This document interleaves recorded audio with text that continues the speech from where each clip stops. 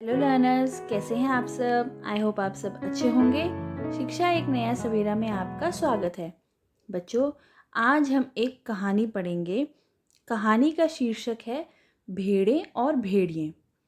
यह हरिशंकर परसाई द्वारा रचित है। इसमें बच्चों यह एक व्यंग्यात्मक शैली में लिखी गई है जो वर्तमान लोकतांत्रिक व्यवस्था का इसके अंदर उपहास किया गया है। तो ये आपकी पाठ्यपुस्तक में संकलित है और कक्षा 9वीं से ली गई है। आइए अब हम इसके सार को पढ़ते हैं। भेड़े और भेड़िए श्री हरिशंकर परसाई जी द्वारा लिखी गई प्रसिद्ध कहानी है। इन्होंने व्यंग्यात्मक शैली में वर्तमान लोकतांत्रिक व्यवस्था का पुरजोर उपहास किया है। कहानी के आरंभ में वन के पशुओं को लगा कि अब वे प्रजातंत्र की शासन व्यवस्था संभाल सकते हैं, कि मतलब वो इतने मैच्योर हो गए हैं। जो पशु हैं वो सोचते हैं कि हम इतने विकसित हो गए हैं कि अब हम प्रजातंत्र की जो शासन व्यवस्था है उसको संभाल सकते हैं।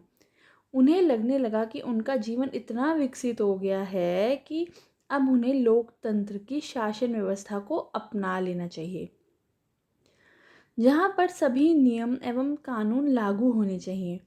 सभी ने मिलकर निश्चय, बच्चों यहाँ निश्चय आएगा, निश्चय किया कि वन प्रदेश में प्रजातंत्र की स्थापना हो। पशु समाज में यह सब सुन के आनंद की लहर दौड़ पड़ी। तो बच्चों हुआ क्या कि जो पशु थे उन्होंने सोचा कि अब हम भी जंगल में लोकतांत्रिक व्यवस्था को अपनाएंगे। आगे क्या होता है, किसी जो बच्चों पहले कहानी के शीर्षक की सार्थकता को देख लेते हैं। किसी भी कहानी का शीर्षक सबसे महत्वपूर्ण अंग होता है। हम उसके सहारे कथा के विस्तार को जान पाते हैं। प्रस्तुत कहानी एक प्रतीकात्मक कहानी है जिसमें भेड़ों को जनता तथा सियार को भेड़ियों को चालक नेता का प्रतीक बनाकर व्यंग्यात्मक शैली में प्रस्तुत किया गया है। मतलब जो ये कहानी है ये प्रतीकात्मक कहानी है जिसमें जो भेड़े हैं वो जनता है और जो सियार और भेड़ियों को चालाक नेता के रूप में दिखाया गया है। कि जो भेड़े होती हैं जैसे आम लोग जनता है और जो चालाक लोग होंगे वो नेताओं के रूप में होंगे। तो कहानी में भेड़ें आम जनता की तरह हमेशा अपने नेताओं पर विश्वास कर लेती हैं और अंत में ठगी जाती हैं। दूसरी तरह संत का रूप धारण करे हुए नेतागण हैं जो ढोंग और छल करके, बच्चों यहाँ छल आएगा, छल करके जनता को हमेशा धोखा देते रहते हैं। रंगे हुए सियार नेताओं के आसपास बने रहने वाले कवि, पत्रकार, नेता और धर्मगुरु आदि रूप में रहते हैं जो भ्रष्ट नेताओं को सहयोग देते हैं, उनका प्रचार करते हैं। अतः इस कहानी के माध्यम से लेखक ने आज की राजनीति पर करारा व्यंग किया है। शीर्षक की दृष्टि से देखा जाए तो यह अत्यंत उचित व सार्थक है। इस कहानी में भेड़ और भेड़ियों को प्रतीक बनाकर लेखक ने समाज में व्याप्त राजनेताओं के चरित्र को उजागर किया है कि किस तरह वह आम जनता को अपने लुभावने वादों में फंसाकर वोट हथिया लेते हैं और सत्ता में आने के बाद इन्हीं आम लोगों को भूल जाते हैं, जो कि यह बच्चों एक सत्य है।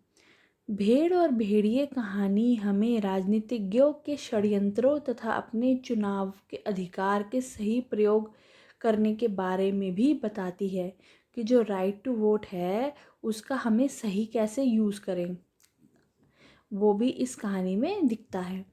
भोली भाली जनता को नेता और उनके चापलूस मिलकर गुमराह करते रहते हैं। अतः जनता को चाहिए कि वह सतर्क और सावधान रहकर अपने अधिकारों का प्रयोग करें। कहानी का सार बच्चों इस प्रकार है कि एक बार वन के पशुओं को ऐसा लगा कि वह सभ्यता के उस स्तर तक पहुंच गए हैं जहां उन्हें अच्छी शासन व्यवस्था अपनानी चाहिए। इसके लिए प्रजातंत्र लोकतंत्र की स्थापना करनी चाहिए। इस प्रकार पशु समाज में प्रजातंत्र की स्थापना का क्रांतिकारी एक परिवर्तन आया। पशु समाज ने जब प्रजातंत्र की स्थापना की तो बात सोची, तो उन्हें लगा कि अब उनके जीवन में सुख, समृद्धि और सुरक्षा का स्वर्ण युग आ जाएगा।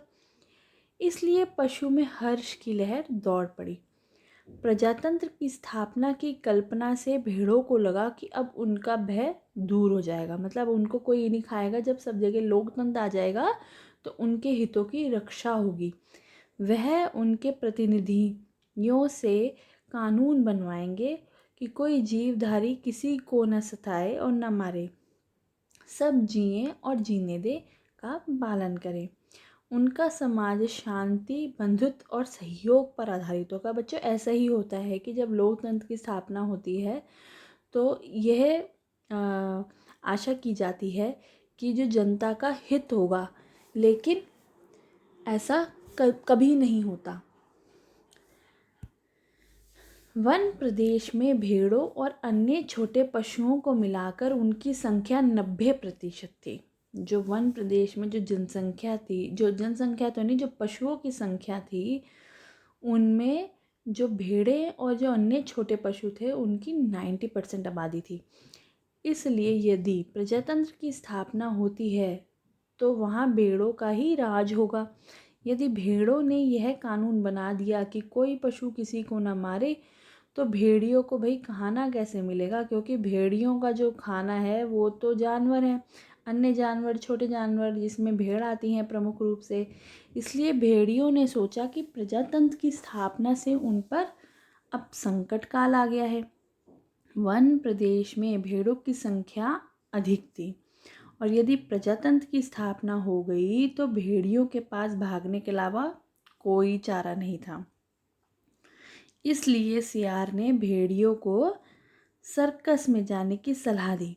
बच्चों, पहले स्टोरी को, आपकी जो बुक की कहानी है, आप उसको ज़रूर रीड करें, फिर उसके बाद आप समरी पर आएँ। जिससे क्या होगा, आपको सारे जो कहानी के अंदर किस्से हैं, जो भी चल रहा है, वो आपको अच्छी तरह से समझ में भी आएगा। प्रजातंत्र की खबर से भेड़िए बड़े परेशान थे कि अब जब सब जगह लोकतंत्र आ जाएगा तो उनको उनका खाना कहाँ से मिलेगा। उन्हें इससे बचाने का कोई उपाय नहीं सूझ रहा था। ऐसे समय में बूढ़े सियार ने जब उन्हें उम्मीद की किरण दिखाई कि कोई न कोई योजना बनाकर भेड़ियों की मदद कर देगा, तो भेड़ियों ने बूढ़े सियार की बात मानने का निश्चय किया। मतलब कि जो बूढ़ा सियार था उसने ढोंगी होने का तिलक विलक लगाकर ढोंगी बन गया। तो उसने सब भेड़ियों को योजना बताई और सब भेड़िए ने बूढ़े सियार की बात भी मानी। नीले रंग वाले सियार को नेता और स्वर्ग का पत्रकार बताया गया, वहीं हरे रंग वाले सियार को धर्म गुरु का प्रतीक बताया गया। मतलब हुआ क्या, सबने कलर डिसाइड कर लिए कि जो नीले रंग वाला होगा वो स्वर्ग का पत्रकार है और जो हरे रंग वाला सियार होगा वो धर्म गुरु का प्रतीक माना जाएगा।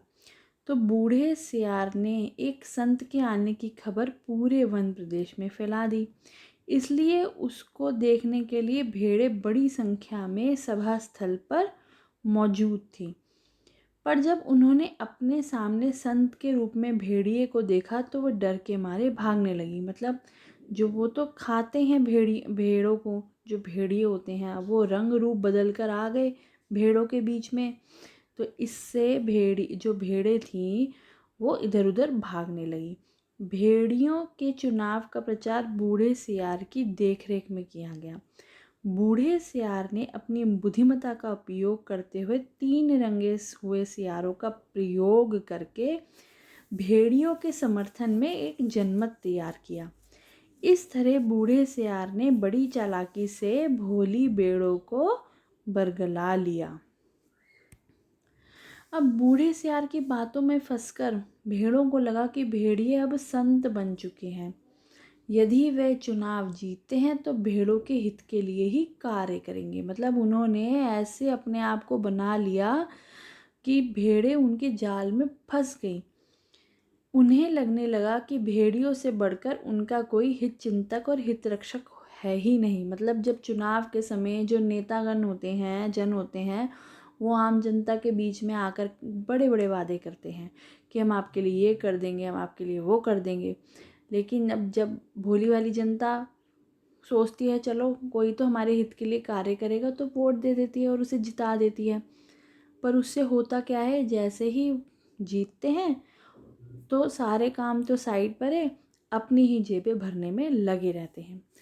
चुनाव जीतने के बाद भेड़ियों ने पहला कानून ये बनाया कि रोज़ सुबह नाश्ते में उन्हें भेड़ का मुलायम बच्चा खाने को दिया जाए। अब भाई चुनाव तो जीत गए, तो अब भेड़िए अब क्या करें, उन्होंने अपने ही नए कानून बना दिए कि अब उन्हें ब्रेकफास्ट में भेड़ों का मुलायम बच्चा चाहिए, दोपहर के भोजन में एक पूरी भेड़, और शाम को स्वास्थ्य के ख्याल से खमकाना चाहिए, तो इसलिए आधी भेड़ दिया जाए। तो बच्चों, इससे हमें क्या, कहानी से क्या सीख मिलती है कि जो ये आजकल की स्थिति पर ही है। राजनीति में क्या होता है कि नए नेता लोग आते हैं, नए नए वादे करते हैं, पर उससे क्या होता है, वो अपना हित देखने के लिए आते हैं, उन्हें आम जनता के हित का कोई सरोकार नहीं होता। तो इसलिए जो वन प्रदेश में भी लोकतंत्र की स्थापना का विचार इसी वजह से आया था कि सब जगह लोकतंत्र होगा तो सबके हितों की रक्षा की जाएगी। पर जो भेड़िए थे वो तो, उनका स्वभाव ही है कि दूसरों को खतरा पहुंचाना, दूसरों को खाना। तो इसलिए उन्होंने झूठे झूठे वादे किए और भेड़ों का ही इसमें नुकसान हुआ अंत में। तो बच्चों, आई होप आपको ये कहानी का सार और सारांश समझ में आया होगा। अगर समझ में आया तो प्लीज़ वीडियो को लाइक करें, अगर चैनल पे हैं तो सब्सक्राइब करें और अपने फ्रेंड्स के साथ भी शेयर करें। Thank you and have a nice day.